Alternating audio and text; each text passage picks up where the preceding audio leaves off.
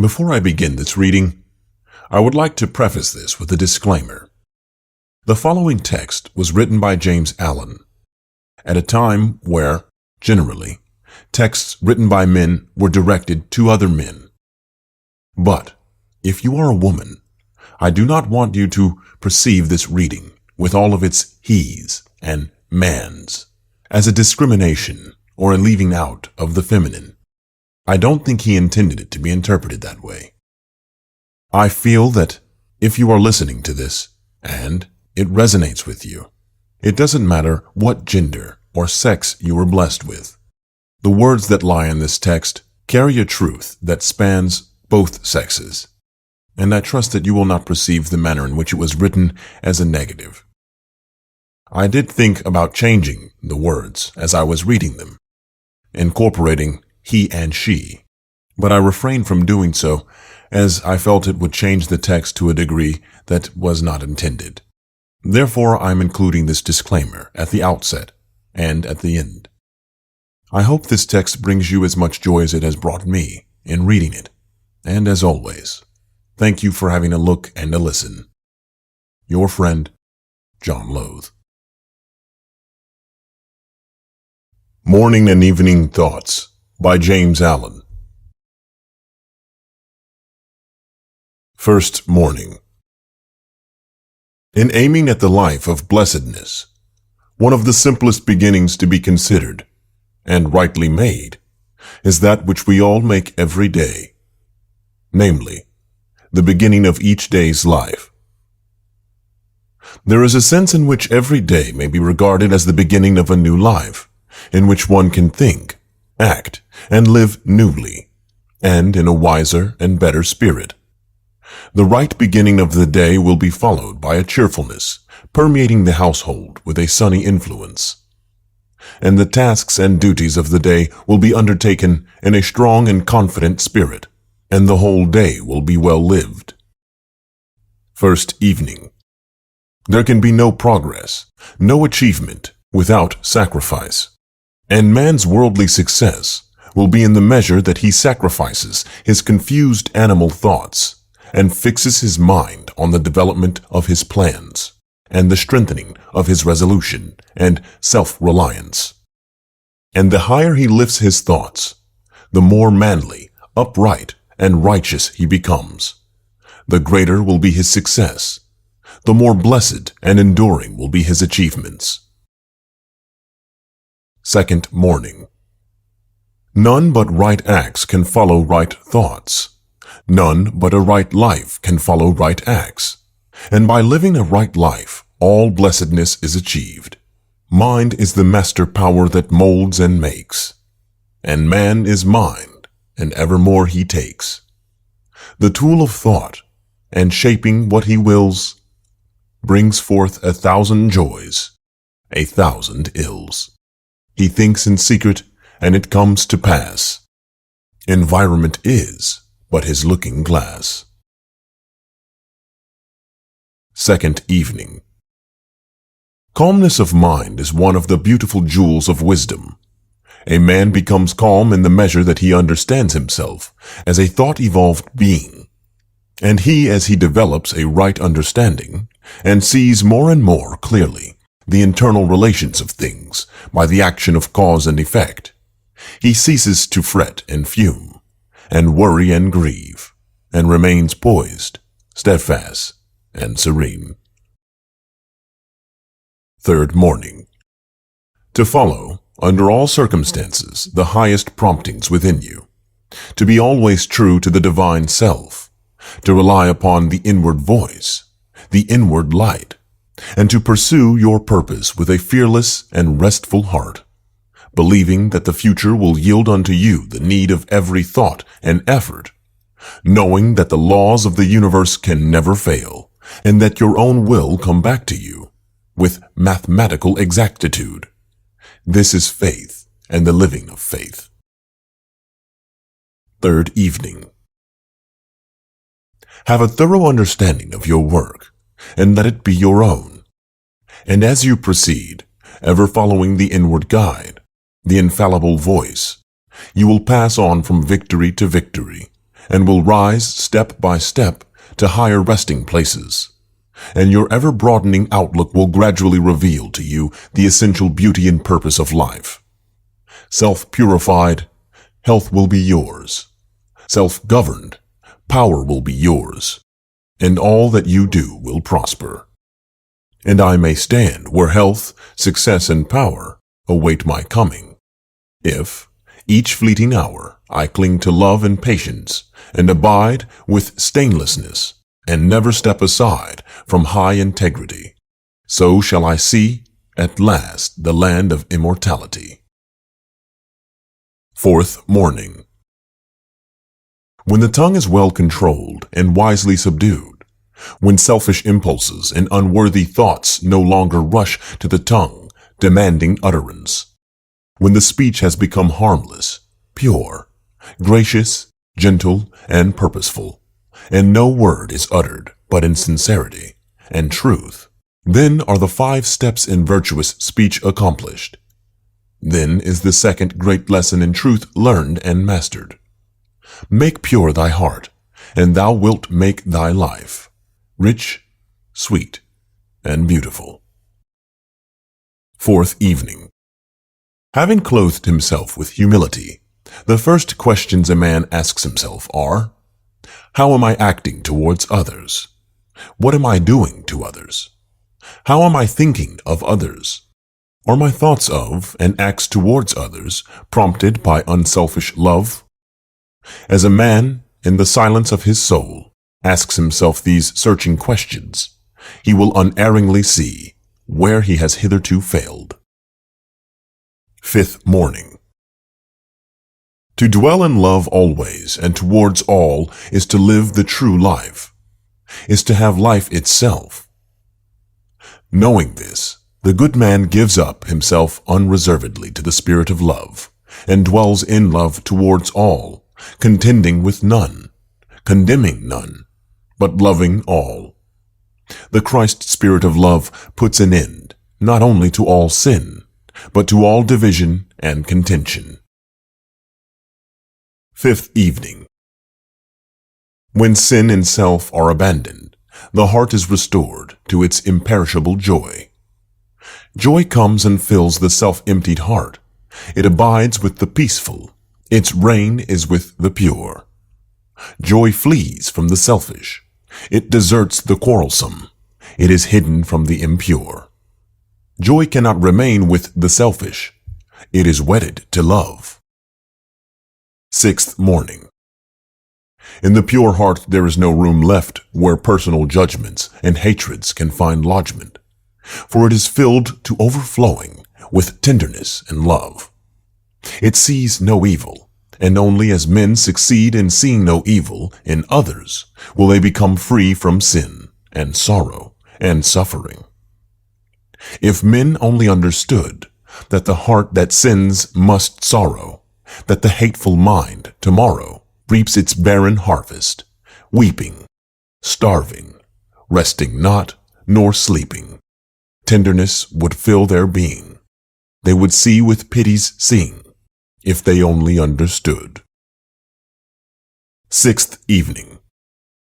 To stand face to face with truth, to arrive after innumerable wanderings and pains at wisdom and bliss, not to be finally defeated and cast out, but to ultimately triumph over every inward foe, such is man's divine destiny, such his glorious goal. And this every saint, sage, and savior has declared. A man only begins to be a man when he ceases to whine and revel, and commences to search for the hidden justice which regulates his life. And as he adapts his mind to that regulating factor, he ceases to accuse others as the cause of his condition, and builds himself up in strong and noble thoughts, ceases to kick against circumstances, but begins to use them as aids to his more rapid progress, and as a means of discovering the hidden power and possibilities within himself. Seventh morning. The will to evil and the will to good are both within thee. Which wilt thou employ? Thou knowest what is right and what is wrong. Which wilt thou love and foster? Which destroy? Thou art the chooser of thy thoughts and deeds. Thou art the maker of thine inward state. The power is thine to be what thou wilt be.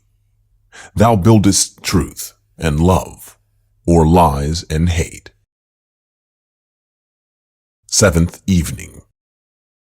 The teaching of Jesus brings men back to the simple truth that righteousness, or right doing, is entirely a matter of individual conduct, and not a mystical something apart from man's thoughts and deeds. Calmness and patience can become habitual by first grasping, through effort, a calm and patient thought, and then continuously thinking it and living in it until use becomes second nature and anger and impatience pass away forever. Eighth Morning. Man is made or unmade by himself. In the armory of thought, he forges the weapons by which he destroys himself. He also fashions the tools with which he builds for himself heavenly mansions of joy and strength and peace. By the right choice and true application of thought, man ascends to the divine perfection. By the abuse and wrong application of thought, he descends below the level of the beast. Between these two extremes are all the grades of character, and man is their maker and master. As a being of power, intelligence, and love, and the lord of his own thoughts, man holds the key to every situation. Eighth Evening. Whatsoever you harbor in the inmost chambers of your heart will, sooner or later, by the inevitable law of reaction, shape itself in your outward life. Every soul attracts its own, and nothing can possibly come to it that does not belong to it. To realize this is to recognize the universality of divine law. If thou wouldst right the world, and banish all its evils and its woes, make its wild places bloom, and its dearest deserts blossom as the rose, then right thyself. Ninth Morning. Whatever conditions are rendering your life burdensome, you may pass out of and beyond them by developing and utilizing within you the transforming power of self-purification and self-conquest. Before the divine radiance of a pure heart, all darkness vanishes, and all clouds melt away. And he who has conquered self has conquered the universe. He who sets his foot firmly upon the path of self-conquest, who walks aided by the staff of faith, the highway of self-sacrifice, will assuredly achieve the highest prosperity, and will reap abounding and enduring joy and bliss. Ninth Evening. It is the silent and conquering thought forces which bring all things into manifestation. The universe grew out of thought. To adjust all your thoughts to a perfect and unswerving faith in the omnipotence and supremacy of good is to cooperate with that good, and to realize within yourself the solution and destruction of all evil. To mentally deny evil is not sufficient. It must, by daily practice, be risen above and understood. To affirm the good mentally is inadequate. It must, by unswerving endeavor, be entered into and comprehended. 10th Morning. Every thought you think is a force sent out. Whatever your position in life may be, before you can hope to enter into any measure of success, usefulness, and power, you must learn how to focus your thought forces by cultivating calmness and repose. There is no difficulty, however great, but will yield before a calm and purposeful concentration of thought, and no legitimate object but may be speedily actualized by the intelligent use and direction of one's soul forces. Think good thoughts and they will quickly become actualized in your outward life in the form of good conditions. 10th evening. That which you would be and hope to be, you may be now. Non-accomplishment resides in your perpetual postponement, and, having the power to postpone, you also have the power to accomplish, to perpetually accomplish. Realize this truth, and you shall be, today and every day, the ideal being of whom you dreamed. Say to yourself, I will live in my ideal now. I will manifest my ideal now. I will be my ideal now. And all that tempts me away from my ideal, I will not listen to. I will listen only to the voice of my ideal. 11th morning. Be as a flower, content to be, to grow in sweetness day by day. If thou wouldst perfect thyself in knowledge, perfect thyself in love. If thou wouldst reach the highest, ceaselessly cultivate a loving and compassionate heart. To him who chooses goodness, sacrificing all, is given that which is more than and includes all. 11th evening. The great law never cheats any man of his just due. Human life, when rightly lived, is simple with a beautiful simplicity. He who comprehends the utter simplicity of life, who obeys its laws and does not step aside into the dark paths and complex mazes of selfish desire, stands where no harm can reach him.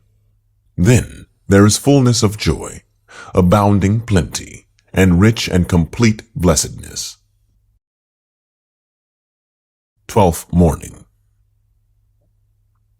Every man reaps the results of his own thoughts and deeds, and suffers for his own wrong.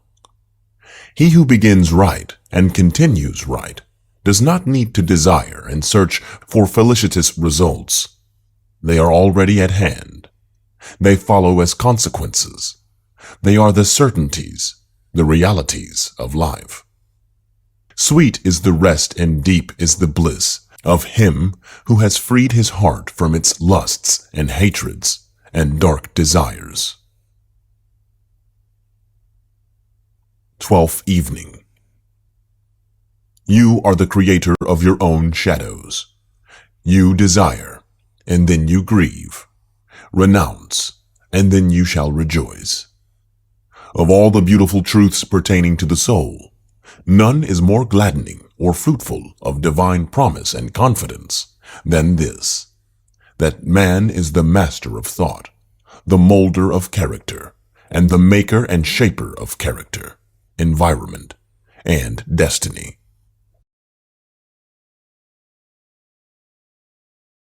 Thirteenth morning. In darkness is a passing shadow, and light is a substance that remains. So sorrow is fleeting, but joy abides forever. No true thing can pass away and become lost. No false thing can remain and be preserved. Sorrow is false, and it cannot live. Joy is true, and it cannot die. Joy may become hidden for a time, but it can always be recovered. Sorrow may remain for a period, but it can be transcended and dispersed. Do not think your sorrow will remain. It will pass away like a cloud. Do not believe that the torments of sin are ever your portion. They will vanish like a hideous nightmare. Awake, arise, be holy and joyful. 13th evening. Tribulation lasts only so long as there remains some chaff of self which needs to be removed. The tribulum, or threshing machine, ceases to work when all the grain is separated from the chaff, and when the last impurities are blown away from the soul. Tribulation has completed its work, and there is no more need for it. Then abiding joy is realized. The sole and supreme use of suffering is to purify, to burn out all that is useless and impure. Suffering ceases for him who is pure. There could be no object in burning gold after the dross has been removed. 14th morning. In speaking of self-control, one is easily misunderstood. It should not be associated with a destructive repression, but with a constructive expression. A man is happy, wise, and great in the measure that he controls himself. He is wretched, foolish, and mean in the measure that he allows his animal nature to dominate his thoughts and actions. He who controls himself controls his life, his circumstances, his destiny. And wherever he goes, he carries his happiness with him as an abiding possession. Renunciation precedes regeneration. The permanent happiness which men seek in dissipation, excitement, and abandonment to unworthy pleasures is found only in the life which reverses all this, the life of self-control. 14th evening. Law, not confusion, is the dominating principle in the universe. Justice, not injustice, is the soul and substance of life. And righteousness, not corruption, is the molding and moving force in the spiritual government of the world. This being so, man has but the right himself to find that the universe is right.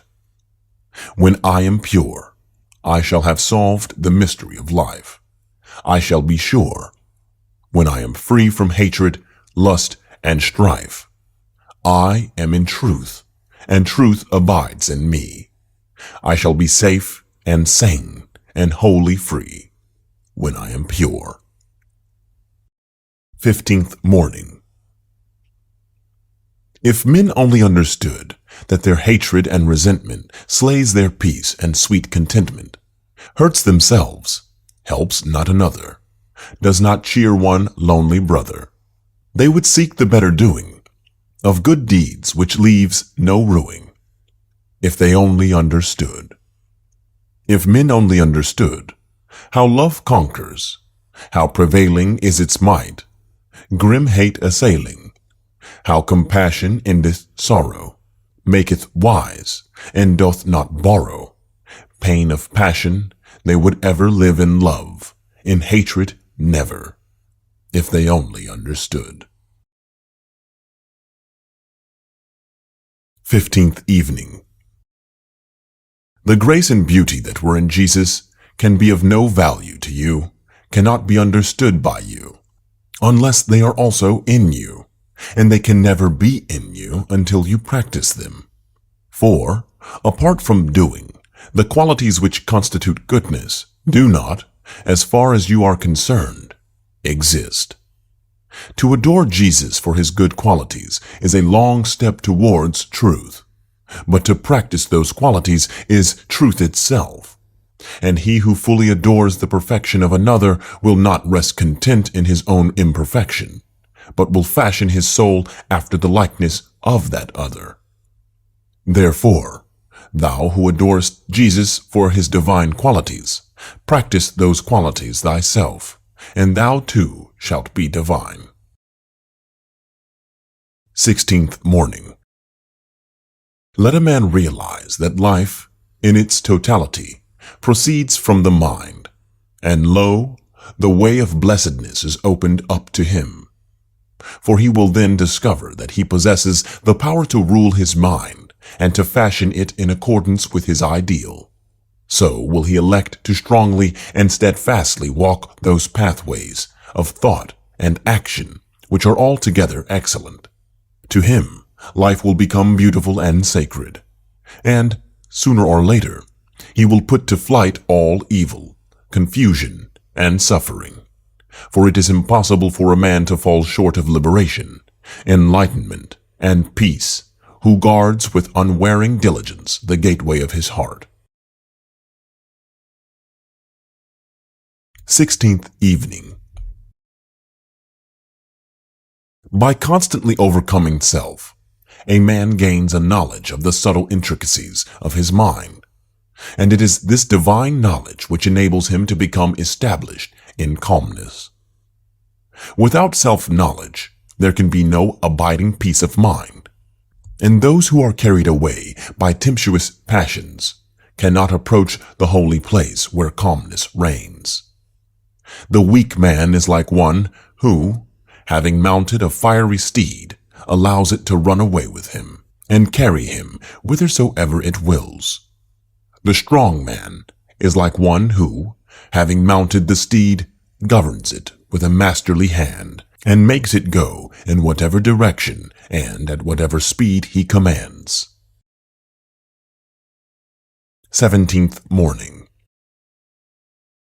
There is no strife, no selfishness in the kingdom. There is perfect harmony, equipoise, and rest. Those who live in the kingdom of love have all their needs supplied by the law of love. As self is the root cause of all strife and suffering, so love is the root cause of all peace and bliss. Those who are at rest in the kingdom do not look for happiness in any outward possessions.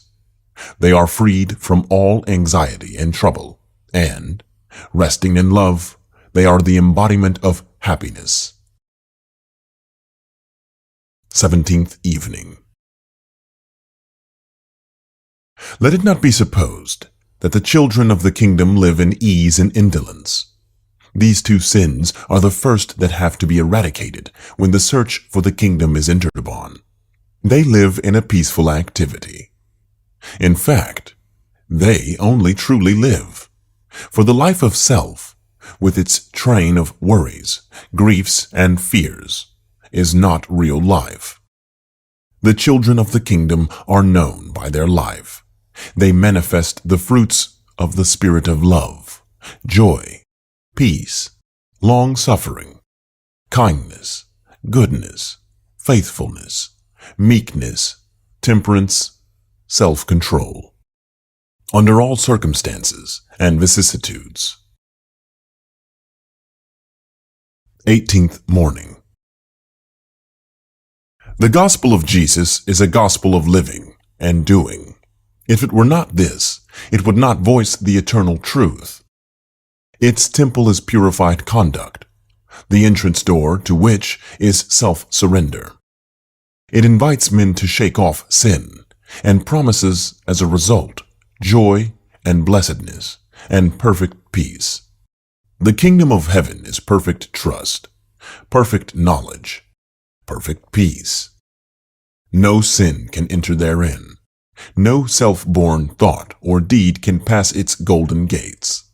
No impure desire can defile its radiant robes. All may enter it who will, but all must pay the price, the unconditional abandonment of self. 18th evening. I say this, and know it to be truth, that circumstances can only affect you insofar as you allow them to do so. You are swayed by circumstances because you have not a right understanding of the nature, use, and power of thought. You believe, and upon this little word belief hang all our joys and sorrows, that outward things have the power to make or mar your life. By so doing, you submit to those outward things, confess that you are their slave, and they your unconditional master. By so doing, you invest them with a power which they do not of themselves possess, and you succumb, in reality, not to the circumstances, but to the gloom or gladness, the fear or hope, the strength or weakness, which your thought sphere has thrown around them. 19th morning. If you are of those who are praying for and looking forward to a happier world beyond the grave, here is a message of gladness for you. You may enter into and realize that happy world now. It fills the whole universe, and it is within you, waiting for you to find, acknowledge, and possess. Said one who understood the inner laws of being, "When men shall say, Lo here or lo there, go not after them. The kingdom of God is within you."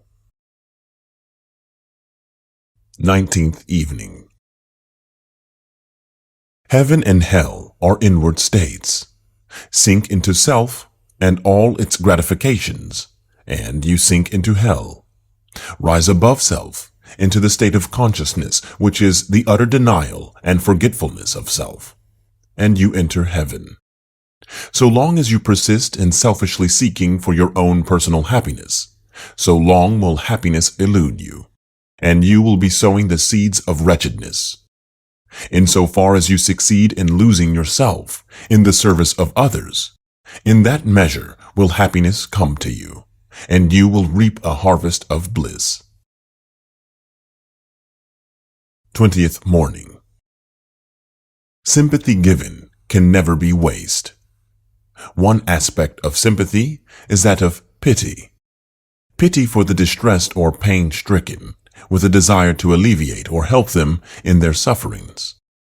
The world needs more of this divine quality. For pity makes the world soft to the weak and noble for the strong.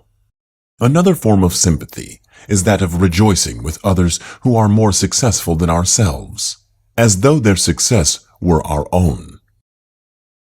20th evening. Sweet are championships, pleasures, and material comforts, but they change and fade away. Sweeter still are purity, wisdom, and the knowledge of truth, and these never change nor fade away. He who attained to the possession of spiritual things can never be deprived of his source of happiness. He will never have to part company with it, and wherever he goes in the whole universe, he will carry his possessions with him. His spiritual end will be the fullness of joy. 21st morning. Let your heart grow and expand with ever-broadening love, until, freed from all hatred and passion and condemnation, it embraces the whole universe with thoughtful tenderness. As the flower opens its petals to receive the morning light, so open your soul more and more to the glorious light of truth. Soar upward on the wings of aspiration. Be fearless and believe in the loftiest possibilities. 21st evening. Mind clothes itself in garments of its own making. Mind is the arbiter of life. It is the creator and shaper of conditions, and the recipient of its own results. It contains within itself both the power to create illusion and to perceive reality. Mind is the infallible weaver of destiny. Thought is the thread. Good and evil deeds are the warp and woof, and the web woven upon the loom of life is character.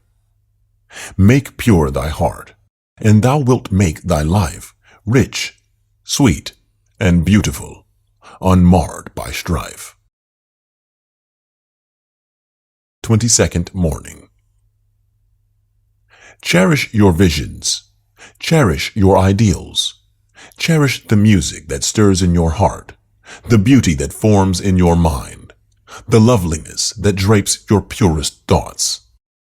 For out of them will grow all delightful conditions, all heavenly environment. Of these, if you will remain true to them, your world will at last be built. Guard well thy mind, and noble, strong, and free, nothing shall harm, disturb, or conquer thee. For all thy foes are in thy heart and mind. There also thy salvation thou shalt find. 22nd evening. Dream lofty dreams, and as you dream, so shall you become. Your vision is the promise of what you shall one day be. Your ideal is the prophecy of what you shall at last unveil. The greatest achievement was at first, and for a time, a dream. The oak sleeps in the acorn. The bird waits in the egg. and in the highest vision of the soul, a waking angel stirs. Your circumstances may be uncongenial, but they shall not long remain so when you perceive an ideal and strive to reach it. 23rd morning. He who has conquered doubt and fear has conquered failure. His every thought is allied with power, and all difficulties are bravely met and wisely overcome. His purposes are seasonably planted, and they bloom and bring forth fruit which does not fall prematurely to the ground. Thought, allied fearlessly to purpose, becomes creative force. He who knows this is ready to become something higher and stronger than a mere bundle of wavering thoughts and fluctuating sensations. He who does this has become the conscious and intelligent wielder of his mental powers. 23rd evening. Man's true place in the cosmos is that of a king, not a slave, a commander under the law of good, and not a helpless tool in the region of evil. I write for men, not for babes, for those who are eager to learn and earnest to achieve, for those who will put away, for the world's good, a petty personal indulgence, a selfish desire, a mean thought, and live on as though it were not, sans craving and regret. Man is a master. If he were not, he could not act contrary to law. Evil and weakness are self-destructive. The universe is girt with goodness and strength, and it protects the good and the strong. The angry man is the weak man. 24th morning. Not by learning will a man triumph over evil. Not by much study will he overcome sin and sorrow. Only by conquering himself will he conquer evil. Only by practicing righteousness will he put an end to sorrow. Not for the clever, nor the learned, nor the self-confident is the life triumphant, but for the pure, the virtuous, and wise. The former achieve their particular success in life, but the latter alone achieve the great success so invincible and complete that even in apparent defeat it shines with added victory. 24th evening. The true silence is not merely a silent tongue. It is a silent mind. To merely hold one's tongue, and yet to carry about a disturbed and rankling mind, is no remedy for weakness and no source of power. Silentness, to be powerful, must envelop the whole mind, must permeate every chamber of the heart. It must be the silence of peace. To this broad, deep, abiding silentness, a man attains only in the measure that he conquers himself. 25th morning. By curbing his tongue, a man gains possession of his mind. The fool babbles, gossips, argues, and bandies words. He glories in the fact that he has had the last word and has silenced his opponent. He exults in his own folly, is ever on the defensive, and wastes his energies in unprofitable channels. He is like a gardener who continues to dig and plant in unproductive soil. The wise man avoids idle words, gossips, vain argument, and self-defense. He is content to appear defeated, rejoices when he is defeated, knowing that, having found and removed another error in himself, he has thereby become wiser. Blessed is he who does not strive for the last word. 25th evening. Desire is the craving for possession. Aspiration is the hunger of the heart for peace. The craving for things leads ever farther and farther from peace, and not only ends in deprivation, but is in itself a state of perpetual want. Until it comes to an end, rest and satisfaction are impossible. The hunger for things can never be satisfied, but the hunger for peace can. And the satisfaction of peace is found, is fully possessed, when all selfish desire is abandoned. Then there is fullness of joy, abounding plenty, and rich and complete blessedness.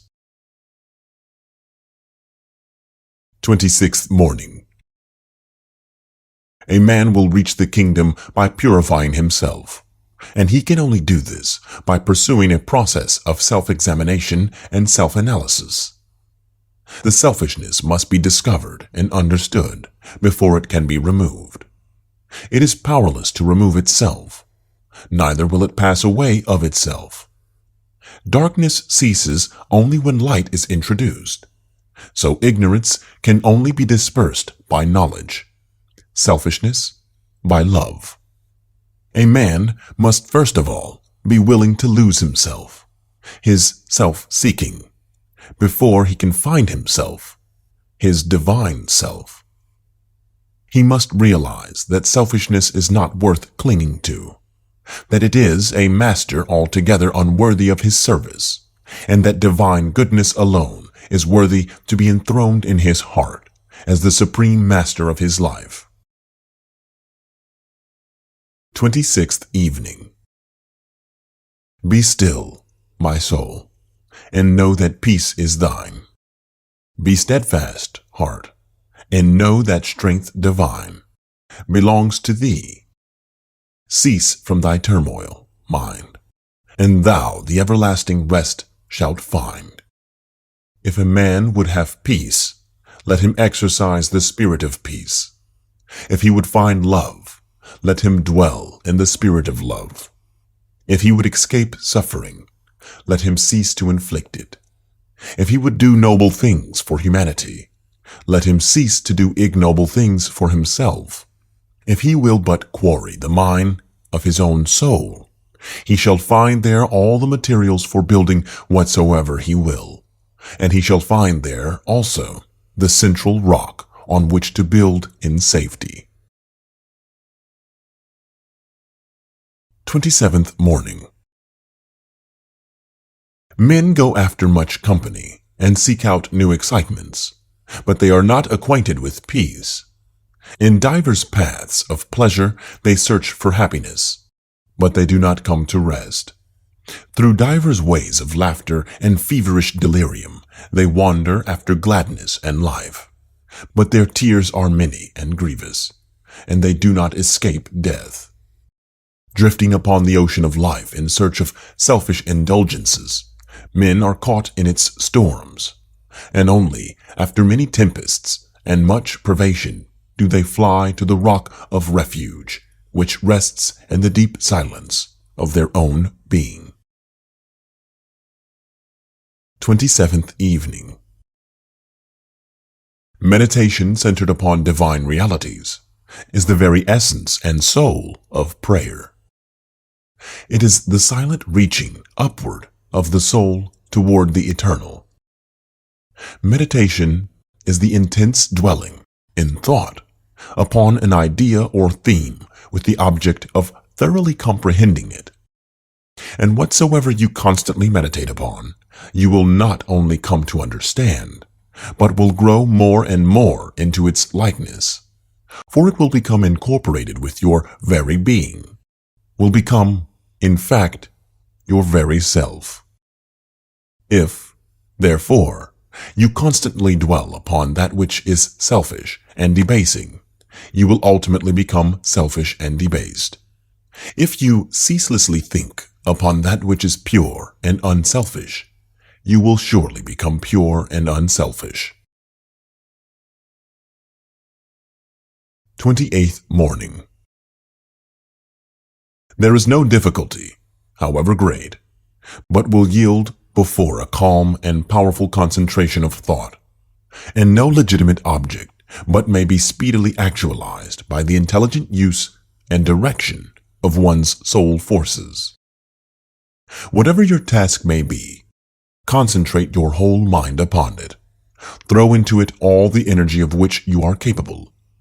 The faultless completion of small tasks leads inevitably to larger tasks. See to it that you rise by steady climbing, and you will never fall. 28th Evening. He who knows that love is at the heart of all things and has realized the all-sufficing power of that love has no room in his heart for condemnation. If you love people and speak of them with praise until they in some way thwart you or do something of which you disapprove, and then you dislike them and speak of them with dispraise, you are not governed by the love which is of God. If, in your heart, you are continually arraigning and condemning others, selfless love is hidden from you. Train your mind in strong, impartial, and gentle thought. Train your heart in purity and compassion. Train your tongue to silence and to true and stainless speech. So shall you enter the way of holiness and peace, and shall ultimately realize the immortal love. 29th Morning. If you would realize true prosperity, do not settle down, as many have done, into the belief that if you do right, everything will go wrong. Do not allow the word competition to shake your faith in the supremacy of righteousness. I care not what men say about the laws of competition, for do not I know the unchangeable law which shall one day put them all to rout, and which puts them to rout even now in the heart and life of the righteous man? And knowing this law, I can contemplate all dishonesty with undisturbed repose, for I know where certain destruction awaits it. Under all circumstances, do that which you believe to be right, and trust the law. Trust the divine power, which is immanent in the universe, and it will never desert you, and you will always be protected. 29th Evening. Forget yourself entirely in the sorrows of others, and in ministering to others, and divine happiness will emancipate you from all sorrow and suffering. Taking the first step with a good thought, the second with a good word, and the third with a good deed, I entered paradise. And you also enter paradise by pursuing the same course. Lose yourself in the welfare of others. Forget yourself in all that you do. This is the secret of abounding happiness. Ever be on the watch to guard against selfishness, and learn faithfully the divine lessons of inward sacrifice. So shall you climb the highest heights of happiness, and shall remain in the never-clouded sunshine of universal joy, clothed in the shining garment of immortality. 30th Morning. When the farmer has tilled and dressed his land, and put in the seed, he knows that he has done all that he could possibly do, and that now he must trust to the elements, and wait patiently for the course of time to bring about the harvest, and that no amount of expectancy on his part will affect the result. Even so, he who has realized truth goes forth as a sower of the seeds of goodness, purity, love, and peace, without expectancy, and never looking for results, knowing that there is the great overruling law which brings about its own harvest in due time, and which is alike the source of preservation and destruction. 30th Evening. The virtuous put a check upon themselves, and set a watch upon their passions and emotions. In this way they gain possession of the mind, and gradually acquire calmness. And as they acquire influence, power, greatness, abiding joy, and fullness, and completeness of life, he only finds peace who conquers himself, who strives, day by day, after greater self-possession, greater self-control, greater calmness of mind. Where the calm mind is, there is strength and rest. There is love and wisdom. There is one who has fought successfully innumerable battles against self, who, after long toil in secret against his own failings, has triumphed at last. 31st Morning. Sympathy bestowed increases its store in our own heart and enriches and fructifies our own life. Sympathy given is blessedness received. Sympathy withheld is blessedness forfeited. In the measure that a man increases and enlarges his sympathy, so much nearer does he approach the ideal life, the perfect blessedness. And when his heart has become so mellowed that no hard, bitter, or cruel thought can enter and detract from its permanent sweetness, then indeed is he richly and divinely blessed. 31st Evening. Sweet is the rest and deep the bliss of him who has freed his heart from its lusts and hatreds and dark desires, and he who without any shadow of bitterness resting upon him, and looking out upon the world with boundless compassion and love, can breathe in his inmost heart the blessing, peace unto all living things, making no exceptions or distinctions. Such a man has reached that happy ending which can never be taken away. For this is the perfection of life, the fullness of peace, the consummation of perfect blessedness. End of Morning and Evening Thoughts by James Allen. This was read by John Loth. The following text was written by James Allen at a time where, generally, texts written by men were directed to other men. But if you are a woman, I do not want you to perceive this reading, with all of its he's and man's, as a discrimination or a leaving out of the feminine. I don't think he intended it to be interpreted that way. I feel that if you are listening to this, and it resonates with you, it doesn't matter what gender or sex you were blessed with. The words that lie in this text carry a truth that spans both sexes, and I trust that you will not perceive the manner in which it was written as a negative. I did think about changing the words as I was reading them, incorporating he and she, but I refrained from doing so as I felt it would change the text to a degree that was not intended. Therefore, I'm including this disclaimer at the outset and at the end. I hope this text brings you as much joy as it has brought me in reading it, and as always, thank you for having a look and a listen. Your friend, John Loth.